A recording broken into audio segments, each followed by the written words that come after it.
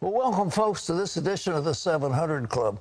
It's open season on all Americans. That's the message Biden's botched Afghanistan withdrawal is sending our enemies.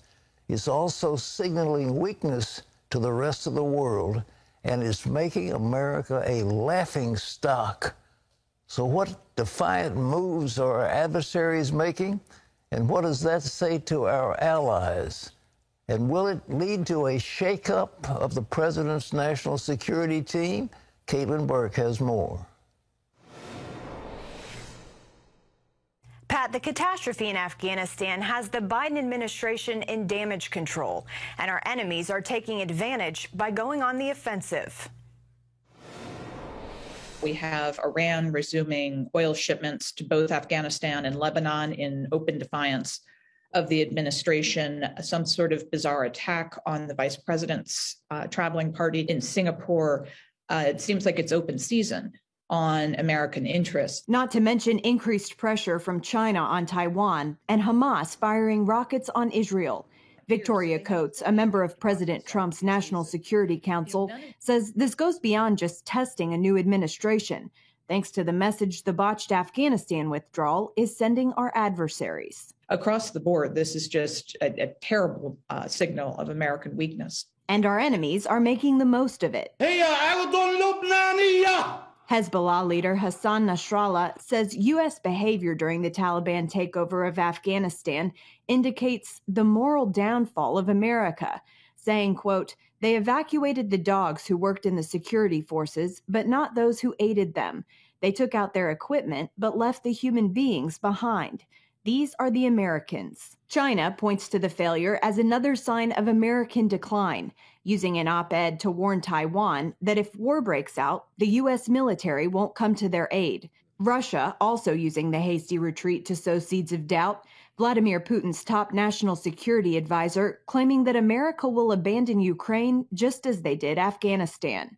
Brett Bruen, the director of global engagement in the Obama White House, says America's foreign policy is changing, and if we don't provide a clear narrative of what that means, our enemies will continue to do it for us. One of the things that I was really pressing for when I worked in the Obama White House was this idea that America needs a new story for the world. Roosevelt, Churchill, Reagan gave the world and gave Americans a sense of who we are and what we were doing. And right now, and it was, under President Obama, it was under President Trump, and now under President Biden, we don't have that meta-narrative. With more foreign policy challenges ahead, both Coates and Bruen say it's time for a shakeup of Biden's national security team. He's got to get some new leadership in there. He's got to reassure both folks here in Washington as well as in foreign capitals that the right team is in place, that they have learned the lessons of what went wrong with Afghanistan, and that going forward, we are going to be a more reliable partner. Biden has the opportunity to reassure at least one important ally this week. Israel's new prime minister visiting the White House today, and there's no doubt he'll be bringing up his country's security concerns. Pat?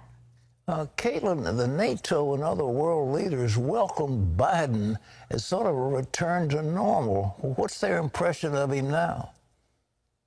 That's right. Biden was someone that they were familiar with. He spent decades in the Senate, then 8 years as vice president.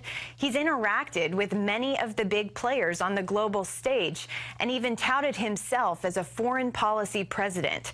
He promised our allies that America was back, and then Afghanistan happened. He didn't go into Afghanistan alone. Those allies came with us.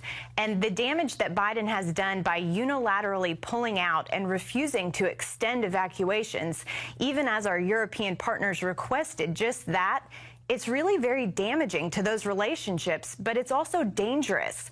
Our allies are going to think twice the next time the U.S. asks them to join in on a mission or even request help. Well, Israeli Prime Minister Naftali Bennett is visiting the White House. What do you think they're going to talk about? Well, according to the White House, they'll discuss the Palestinian issue and global security. But Iran is definitely at the top of Bennett's list and could even be the motivating factor behind his visit. Just yesterday, Defense Minister Benny Gantz briefed 60 ambassadors about Israel's top concerns, and he spent a lot of time focused on Iran. You know, Israel believes they're only weeks away from a nuclear weapon, and Bennett has said before that he has a plan to deal with them that doesn't involve getting back into a nuclear deal.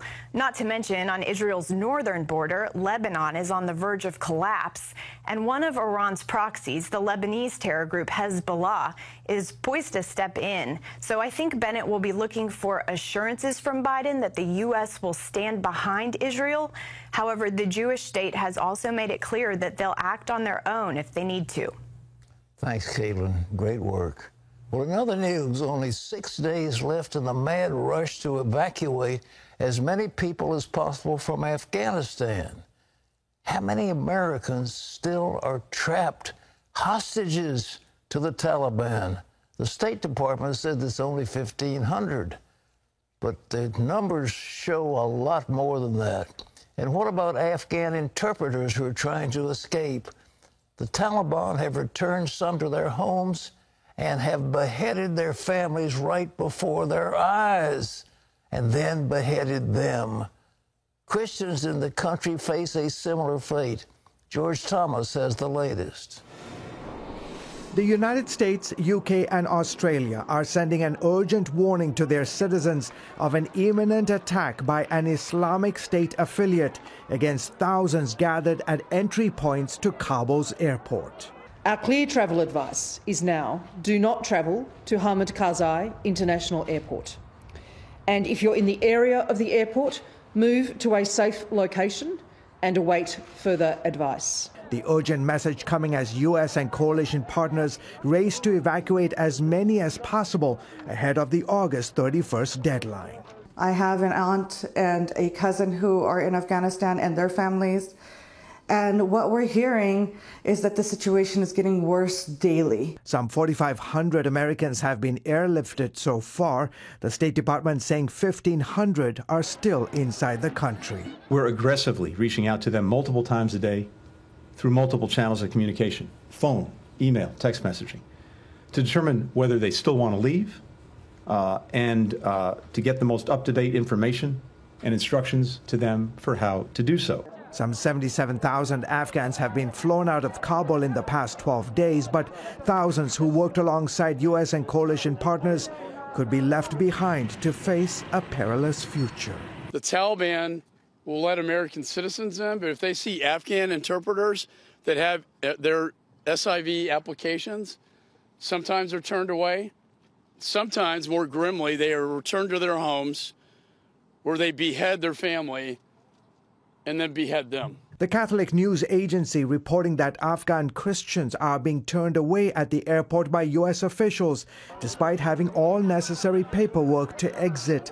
The U.S. Commission on International Religious Freedom sending an urgent message to the Biden administration to broaden the list of those allowed to leave to include Afghan religious minorities who face severe risks. Many of them are Christians now, but they come from a Muslim background and they are in fear of their life. Private groups like Charmaine Hedding's Israel-based Shia Fund are mobilizing to help get them and others out. Hedding telling CBN News in Jerusalem that they had 21 Afghan believers at the airport ready to go but were denied exit. She warns these and other Afghans could face danger after the U.S. pulls out next week. They received a letter from the Taliban before they even closed down the whole of Kabul saying, we know who you are, we know where you are, and they've got them on a list and they're hunting them down. Very disconcerting, as you can imagine. Meanwhile, the Nazarene Fund, headed by conservative talk show host Glenn Beck, has reportedly raised more than $28 million to rescue Christians and other Afghan minorities. Beck is currently in the region coordinating those flights. Pat? George, what are your sources telling you about the difficulties of getting the Christians out? Yeah, Pat, it has been just horrific. The last 12 days, it's been panic, fear, pandemonium, total chaos as Afghan leaders are talking to their fellow believers, saying who among you are willing to stay, who among you needs to get out. And now my sources are telling me that a number of them have managed to get out via the Kabul Hamid Karzai International Airport. But beyond the headlines, beyond the news and all the press coverage along the eastern part of Afghanistan, Pat, next to the Pakistani border, a lot of Christians are making the exit out of the country through Pakistan, but also further north through Tajikistan. But also the message to those who are deciding to brave the coming future, they are taking a very low profile. Some of them are heading to the mountains. As you know, Pat, it's going to be almost winter time, so there's concern about how they're going to manage. Some of them are escaping to nearby provinces where hopefully neighbors and others will now recognize them. But as I mentioned earlier on last week, the Taliban now have biometric data, information on all of the details of those who worked with our coalition forces, but also those who are part of Afghanistan's growing but now very dangerous underground church movement. Pat. Thank you, George. You're welcome. Ladies and gentlemen, as I said before, we have a president who is in cognitive decline. I don't think he really understands what's happening. And if he does, he gets highly defensive to defend what he's done. It has been a disaster. Our country is being laughed at around the world. Our country is now considered a unworthy ally and an easy target for our opponents. And I tell you, those of you who are talking about impeachment, forget it. There is no way that you could go through the impeachment process, have the House vote impeachment, and then have a vote in the Senate, and you need 2/3 to impeach. It'll never happen. But you just wonder, we are stuck with this guy, and he is incapable of making appropriate decisions.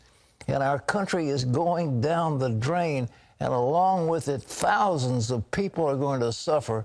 Our own citizens are being left in Afghanistan, and they can't get out. Not to mention the many people who worked with us who are going to have to be beheaded by this bunch of monsters who are taking over. And to understand that it's only 1,500 is just nonsense. The figures we're getting are lies. We're not being told the truth. The figures are all wrong, and the Secretary of State is lying along with the President. We are being fed a bunch of absolute baloney, and we are suffering. What are we getting? Well, I want to point out, I didn't vote for him, but the American people voted him in. And we are responsible for what they're doing now to the reputation of America throughout the world. And it breaks my heart when I see the suffering of those people. And to think that the president himself seems tone deaf. He doesn't seem to show any compassion whatsoever for what he's done. He doesn't seem to show any empathy for these people who are being hurt. It's just simply appalling. But is this the judgment of the Lord on this nation? Maybe so.